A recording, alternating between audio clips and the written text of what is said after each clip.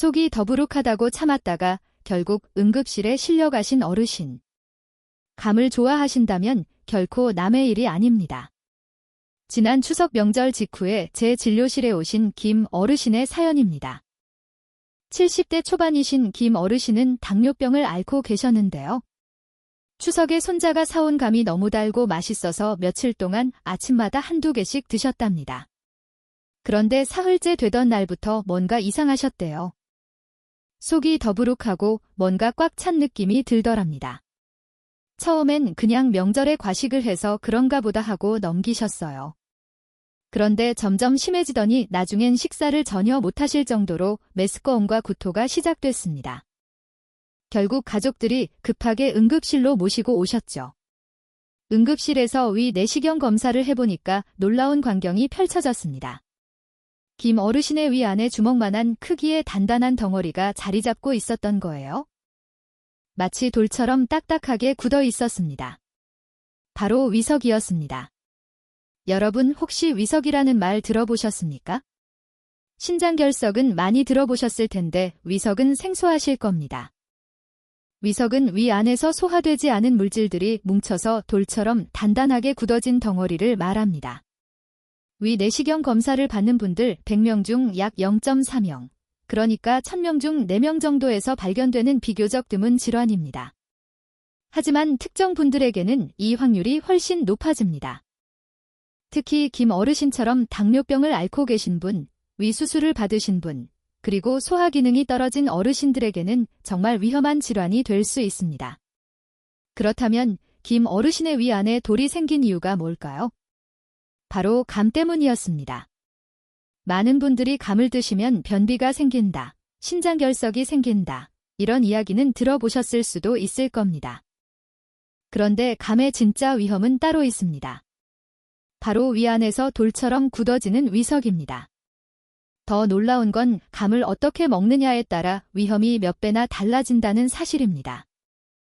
특히 감과 함께 절대 먹으면 안 되는 음식 조합이 있습니다. 오늘 제가 여러분께 정확히 알려드리려고 합니다. 이건 단순한 불편함이 아닙니다. 제대로 알지 못하면 김 어르신처럼 응급실에 실려가야 할 수도 있고 심한 경우 수술까지 받아야 할 수도 있는 심각한 문제입니다. 오늘 제가 여러분께 말씀드릴 내용은 이렇습니다. 첫째, 감이 위 안에서 어떻게 돌로 변하는지 그 놀라운 과정을 보여드리겠습니다. 둘째, 감과 절대 함께 먹으면 안 되는 3가지 음식이 무엇인지 그리고 왜 위험한지를 과학적으로 설명해드리겠습니다.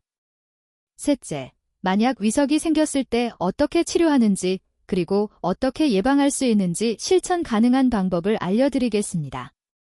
김 어르신은 다행히 치료를 잘 받으셔서 지금은 건강하게 지내고 계십니다. 하지만 그 과정이 순탄치만은 않았습니다.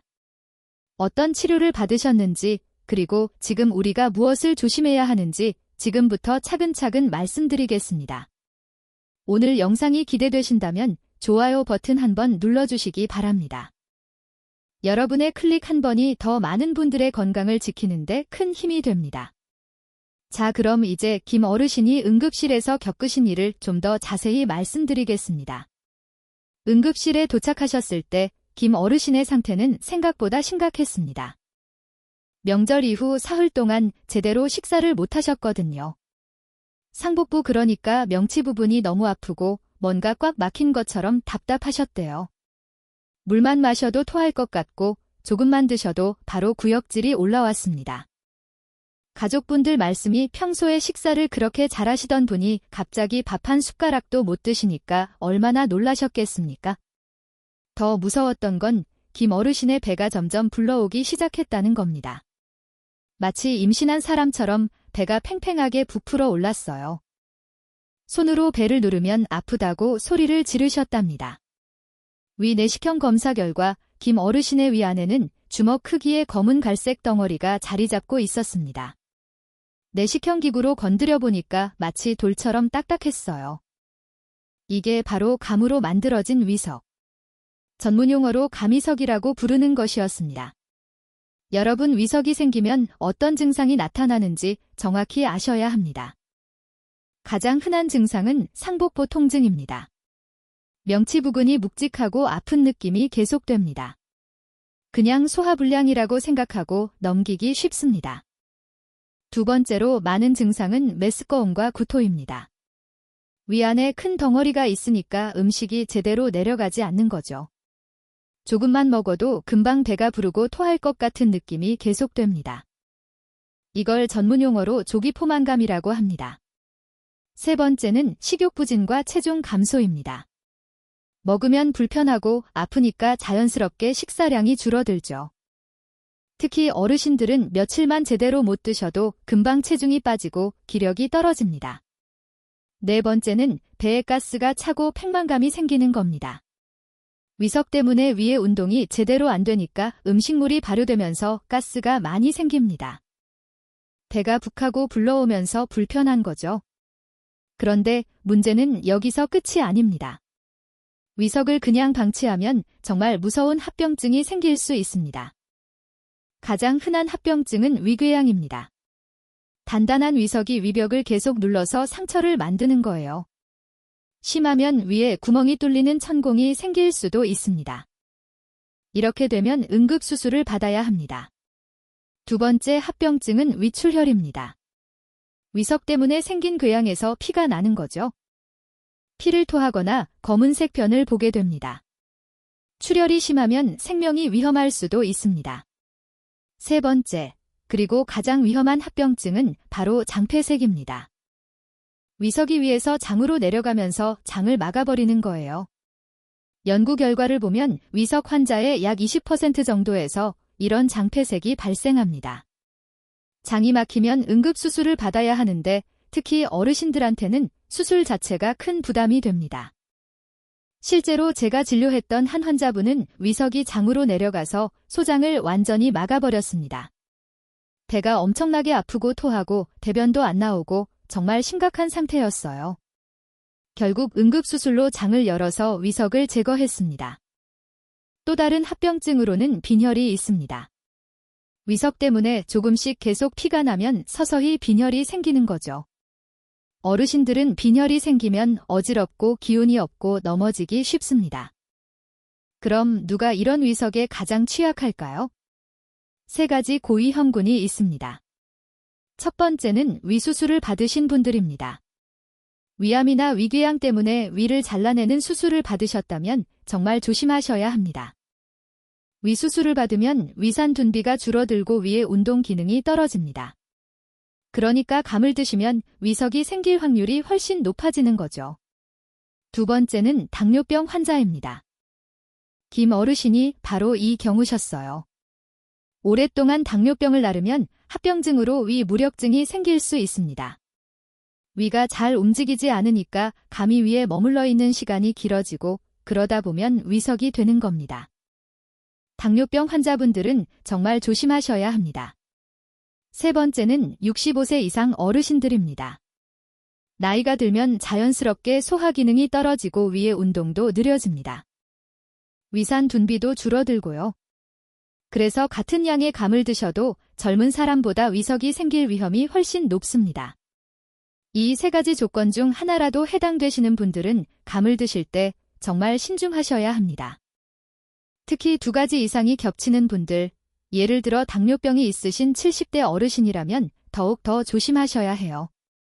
김 어르신도 당뇨병을 앓고 계신 70대 초반분이셨잖아요. 그러니까 위석이 생길 확률이 일반인보다 훨씬 높았던 겁니다. 본인은 그냥 맛있는 감을 드신 것뿐인데 몸은 이미 위험 신호를 보내고 있었던 거죠. 혹시 지금 이 영상을 보시면서 최근에 감을 드시고 속이 불편하셨던 적이 있으신가요? 그냥 소화불량이라고 넘기지 마시고 증상이 계속되면 꼭 병원에 가보시기 바랍니다. 조기에 발견하면 치료도 훨씬 쉽습니다. 지금까지 알려드린 내용이 도움되신다면 댓글에 감위석이 세 글자만 써주세요. 여러분의 댓글 하나하나가 저에게 영상을 만드는 큰 원동력이 됩니다. 그리고 공유 버튼 한 번만 눌러주시면 여러분의 공유 한 번으로 누군가의 생명을 구할 수도 있습니다. 특히 연세 많으신 부모님, 친척 어르신들이 계신 단톡방에 이 영상을 꼭 공유해 주시기 바랍니다. 자, 그럼 이제 가장 중요한 질문에 답할 시간입니다. 도대체 왜 감이 위 안에서 돌처럼 굳어지는 걸까요? 김어르신의 위 안에 있던 위석은 검은 갈색빛을 띠치고 있었고 표면은 거칠고 울퉁불퉁했습니다. 내시경 기구로 건드려보니 정말 돌처럼 딱딱했어요. 심지어 그 안에 감시약까지 박혀 있었습니다. 이 모든 것의 범인은 바로 탄닌이라는 물질입니다. 여러분 감을 드실 때 떫은 맛 느껴보셨죠? 특히 덜 익은 감을 먹으면 입안이 오그라드는 그 느낌. 바로 탄닌 때문입니다. 탄닌은 감의 떫은 맛을 내는 성분인데 이게 위 안에서 위산을 만나면 놀라운 일이 벌어집니다. 마치 시멘트가 물을 만나 굳어지는 것처럼 탄닌이 위산과 만나면 화학 반응을 일으켜서 단단하게 응고되기 시작하는 겁니다. 여기서 끝이 아닙니다. 감에는 섬유질도 많이 들어있잖아요. 셀룰로오스, 헤미셀룰로오스 같은 소화되지 않는 섬유질 말입니다. 탄닌이 위산과 반응해서 만든 끈적끈적한 물질이 이 섬유질을 마치 풀처럼 뭉쳐버립니다. 조금씩 계속 쌓이면서 점점 더 크고 단단한 덩어리가 되는 거죠. 이 과정을 쉽게 설명하면 이렇습니다. 여러분이 밀가루 반죽을 할 때를 생각해 보세요. 처음엔 물과 밀가루가 따로 놀잖아요. 그런데 계속 치대면 끈기가 생기면서 하나로 뭉쳐지죠. 위 안에서도 비슷한 일이 일어납니다. 탄닌과 위산이 만나 반응하고 거기에 섬유질이 더해지면서 점점 큰 덩어리로 뭉쳐지는 겁니다. 그런데 여기서 정말 중요한 포인트가 하나 있습니다. 바로 공복의 감을 먹으면 훨씬 더 위험하다는 사실입니다. 왜 그럴까요? 공복일 때는 위산 농도가 가장 높거든요. 위는 음식이 들어올 준비를 하면서 위산을 팍팍 만들어냅니다. 이 상태에서 감을 드시면 고농도의 위산이 탄닌을 만나서 반응이 훨씬 빠르고 강하게 일어나는 겁니다. 반대로 식사를 하신 후에 감을 후식으로 드시면 어떨까요? 위 안에 다른 음식들이 있으니까 위산이 희석됩니다. 탄닌과 위산의 반응도 약해지고 위석이 생길 확률도 낮아지는 거죠. 그래서 옛날 어르신들이 공복에 감 먹지 말라고 하신 게 다 이유가 있었던 겁니다. 김 어르신이 바로 이 실수를 하셨어요. 아침에 일어나서 공복에 간부터 드셨던 겁니다. 그것도 며칠 동안 계속. 당뇨병까지 있으셔서 위 운동도 느린 상태였고요. 그러니 위석이 생길 수밖에 없었던 거죠. 자, 그럼 이제 많은 분들이 궁금해하시는 음식 궁합 이야기를 해보겠습니다. 감과 함께 먹으면 안 된다는 음식들 정말 위험할까요? 첫 번째, 감과 고구마입니다. 이 조합이 정말 위험합니다. 왜냐하면 고구마는 위산 분비를 촉진하거든요. 고구마를 드시면 위산이 평소보다 더 많이 나옵니다. 그 상태에서 감을 드시면 어떻게 될까요? 증가된 위산이 감의 탄닌과 만나서 위석 형성 속도가 훨씬 빨라지는 겁니다. 게다가 고구마와 감은 위에 머무르는 시간도 깁니다. 둘 다 소화가 느린 음식이거든요. 위 안에 오래 머물면서 계속 반응하니까 위석이 생기기 더 좋은 환경이 되는 거죠. 그래서 고구마 구워 먹고 후식으로 감 드시는 건 정말 피하셔야 합니다. 두 번째, 감과 도토리묵입니다. 이 조합의 문제는 탄닌이 2배가 된다는 겁니다. 도토리묵에도 탄닌이 많이 들어있거든요. 감에도 탄닌, 도토리묵에도 탄닌. 이렇게 탄닌을 과다 섭취하면 어떤 일이 벌어질까요? 탄닌은 장점막을 수축시키는 성질이 있습니다. 장이 오그라들면서 장운동이 느려지는 거죠. 그러면 변비가 심해집니다. 특히 어르신들은 원래 장운동이 느린데 탄닌을 과다 섭취하면 변비가 더 심해질 수 있어요. 더 심각한 건 빈혈입니다. 탄닌은 철분과 결합하는 성질이 있어요. 탄닌과 철분이 만나면 탄닌산철이라는 물질이 되는데 이게 몸에 흡수가 안 됩니다. 그냥 빠져나가 버려요. 그러니까 빈혈이 있으신 분들, 철분제를 드시는 분들은 감과 도토리묵을 함께 드시면 안 되는 겁니다. 세 번째, 감과 깨입니다. 이건 많이 들어보셨을 겁니다. 조선시대 경종이 게장과 생감을 먹고 돌아가셨다는 이야기까지 있잖아요. 그런데 제가 정확히 말씀드리겠습니다. 감과 게의 조합은 과학적 근거가 부족합니다. 일부에서는 게의 단백질과 감의 탄닌이 결합해서 문제를 일으킨다고 하는데 의학적으로 명확한 증거는 없습니다. 만약 단백질이 문제라면 소고기, 돼지고기, 닭고기도 다 문제가 되어야 하는데 그렇지 않거든요. 다만 주의하실 점은 있습니다. 게와 감 둘 다 성질이 차가운 음식입니다. 속이 냉한 체질이신 분들이 이 둘을 한꺼번에 많이 드시면 배탈이 날 수 있어요. 그리고 게가 상했다면 당연히 식중독에 걸리겠죠. 하지만 이건 감 때문이 아니라 상한 게 때문입니다. 정리하면 이렇습니다. 감의 탄닌이 위산과 만나서 섬유질을 시멘트처럼 뭉쳐버리는 게 위석의 원인입니다. 특히 공복에 드시면 위산 농도가 높아서 훨씬 위험합니다. 그리고 고구마는 위산을 더 늘리고 도토리 묵은 탄닌을 2배로 만들어서 정말 조심하셔야 합니다. 머릿속에 그림이 그려지시나요? 지금 이 순간 이해하신 거 정말 중요한 지식입니다. 댓글에 이해라고 2글자만 남겨주세요. 여러분의 댓글이 다른 분들에게도 큰 도움이 됩니다. 자, 그럼 김 어르신은 어떻게 치료받으셨을까요? 여기서 정말 흥미로운 이야기가 나옵니다. 응급실에서 위 내시경 검사로 위석을 발견한 후 김 어르신께 특별한 치료법을 제안했습니다. 혹시 뭐였을 것 같으세요? 수술, 약물. 아닙니다. 바로 콜라였습니다. 네, 여러분이 마시는 그 탄산음료 콜라 말입니다. 김 어르신도 처음엔 깜짝 놀라셨대요.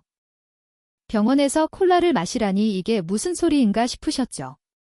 그런데 이게 실제로 의학적으로 인정받은 치료법입니다. 2006년부터 우리나라에서도 사용되기 시작했고 전 세계적으로 수많은 논문에서 효과가 입증됐습니다. 어떻게 콜라가 위석을 녹일까요? 콜라의 pH는 2.6입니다. 엄청나게 강한 산성이에요. 정상위산과 비슷한 수준입니다. 이 강한 산성이 감위석의 표면을 서서히 녹이기 시작합니다. 게다가 콜라의 이산화탄소 기포가 위석 속으로 스며들어가면서 섬유질 덩어리를 분해합니다. 김 어르신은 하루에 콜라 1.5리터를 이틀 동안 마셨습니다. 조금씩 천천히 마시는 게 중요해서 그렇게 했다고 합니다. 그리고 이틀 후 다시 위 내시경 검사를 해봤더니 놀라운 일이 벌어졌습니다. 그렇게 단단하던 위석이 부드러워지면서 작은 조각들로 부서지기 시작한 겁니다. 내시경 기구로 조심스럽게 그 조각들을 더 작게 부수고 생리식염수로 씻어냈습니다. 작아진 조각들은 자연스럽게 위에서 장으로 내려가서 배출될 수 있었어요. 수술 없이 말입니다. 물론 모든 위석이 콜라만으로 완전히 녹는 건 아닙니다.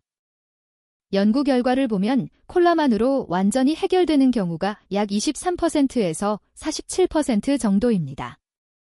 나머지는 콜라로 위석을 부드럽게 만든 후 내시경으로 추가 치료를 해야 합니다.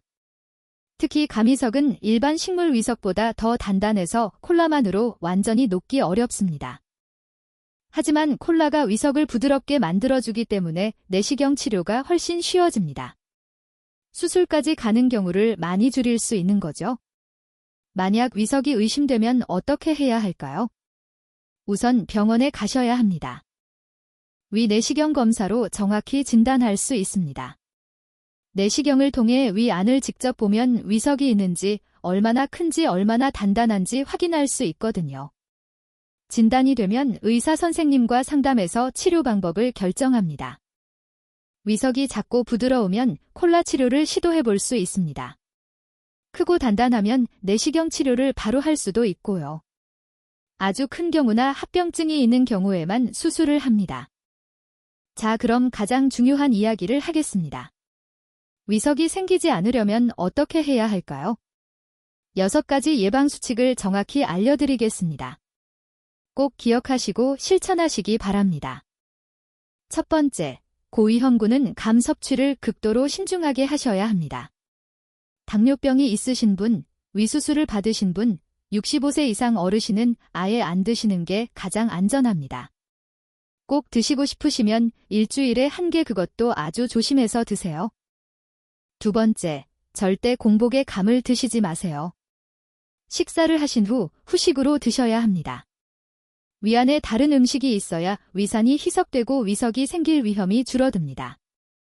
아침에 일어나자마자 간부터 드시는 건 정말 위험합니다.